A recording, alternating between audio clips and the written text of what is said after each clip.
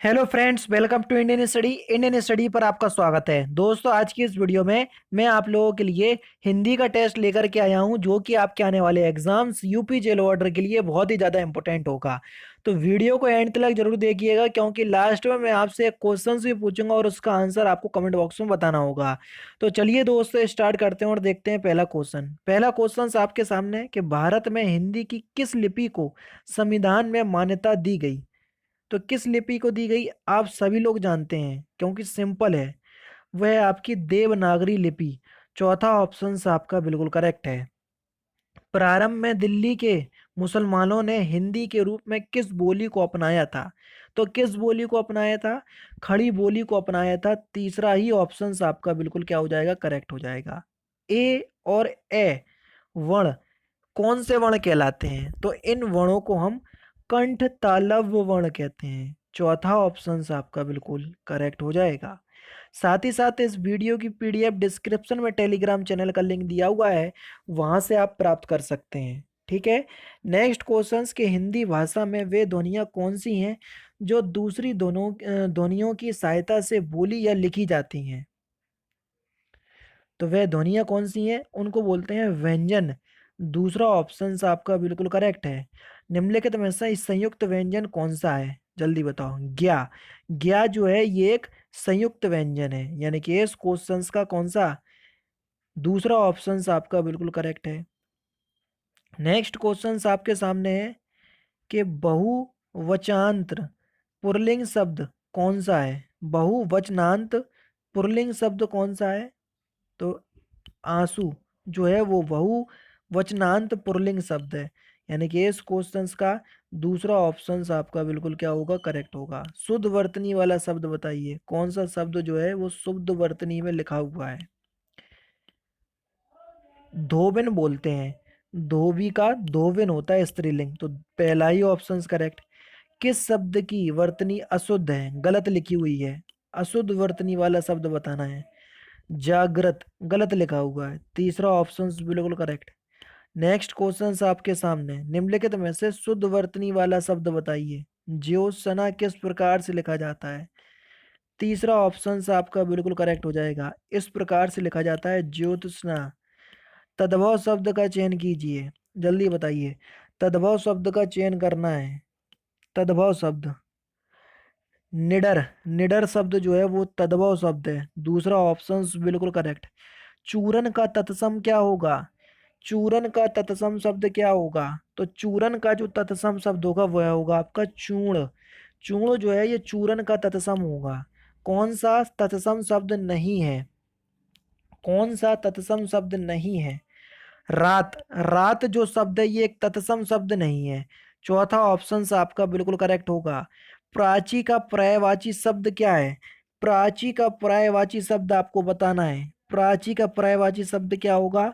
तो प्राची का पर्यायवाची शब्द होगा पूर्व। तीसरा ऑप्शन आपका बिल्कुल करेक्ट है। कौन सा? तीसरा ऑप्शन। नीचे दिए गए विकल्पों में से एक शब्द घर का पर्यायवाची नहीं है, तो जो घर का पर्यायवाची नहीं है उसी को चुनना है। भवन तो गृह का पर्यायवाची या घर का पर्यायवाची होता है, ठीक है ना। निकेतन भी होता है, सदन भी होता है, भुवन नहीं होता। दूसरा ऑप्शन आपका बिल्कुल करेक्ट है। नेक्स्ट क्वेश्चन से आपका कि उचित विकल्प का चयन करना है। दिए गए शब्दों के विलोम शब्द के चार चार विकल्प दिए हैं, ठीक है। तामसी का विलोम शब्द क्या होगा? तामसी का विलोम शब्द, तो तामसी का विलोम शब्द होगा सात्विक। चौथा ऑप्शन करेक्ट। दुष्प्रवृत्ति का विलोम शब्द क्या होगा? दुष्प्रवृत्ति का विलोम शब्द क्या होगा? तो दुष्प्रवृत्ति का विलोम शब्द हो जाएगा आपका क्या? सद्वृत्ति। चौथा ऑप्शन आपका बिल्कुल करेक्ट। जिस पेड़ के पत्ते झड़ गए हों, वाक्य के लिए एक शब्द क्या होगा? जिस पेड़ के पत्ते झड़ गए हों, वाक्यांशों के लिए एक शब्द क्या होगा? उसको बोलेंगे अपथ। चौथा ऑप्शन करेक्ट। क्या बोलेंगे? अपथ। चौथा ऑप्शन करेक्ट। तैरने की इच्छा को क्या कहते हैं? तैरने की इच्छा रखने वाले को हम क्या बोलते हैं? वाक्यांशों के लिए एक शब्द, तो उसको हम क्या बोलते हैं? तितीर्षा। चौथा दूसरा ऑप्शन बिल्कुल करेक्ट। क्या बोलते हैं? तितीर्षा। दूसरा ऑप्शन बिल्कुल करेक्ट। नेक्स्ट क्वेश्चन आपके सामने, चंद्रमा, शंख, कपूर किस शब्द के अनेकार्थी हैं? चंद्रमा, शंख, कपूर किस शब्द के अनेकार्थी हैं? तो ये किस शब्द के अनेकार्थी हैं? अब्ज के अनेकार्थी शब्द हैं। पहला ही ऑप्शन बिल्कुल करेक्ट, पहला ही ऑप्शन बिल्कुल करेक्ट। 58 और 59 में आपको क्या करना है? शब्द युग्म के 4 विकल्प दिए हैं, सही विकल्प का चयन करना है। यथागत और तथागत, इनका अर्थ क्या होता है वो हमको बताना है। यथागत का मतलब होता है, जल्दी बताइए, मूर्ख, और तथागत का मतलब होता है भगवान बुद्ध। यानी कि इस क्वेश्चंस का पहला ही ऑप्शन आपका बिल्कुल करेक्ट हो जाएगा। नेक्स्ट क्वेश्चन, सम और सम का हमको अर्थ बताना है। देखो, सम माने होता है समान और सम माने होता है संयम। दूसरा ऑप्शन करेक्ट। साधु का स्त्रीलिंग शब्द क्या होगा? साधु का जो स्त्रीलिंग शब्द होगा उसको बोलेंगे हम साध्वी। दूसरा ऑप्शन बिल्कुल करेक्ट। क्या बोलेंगे? साध्वी। राष्ट्र की भाववाचक संज्ञा क्या है?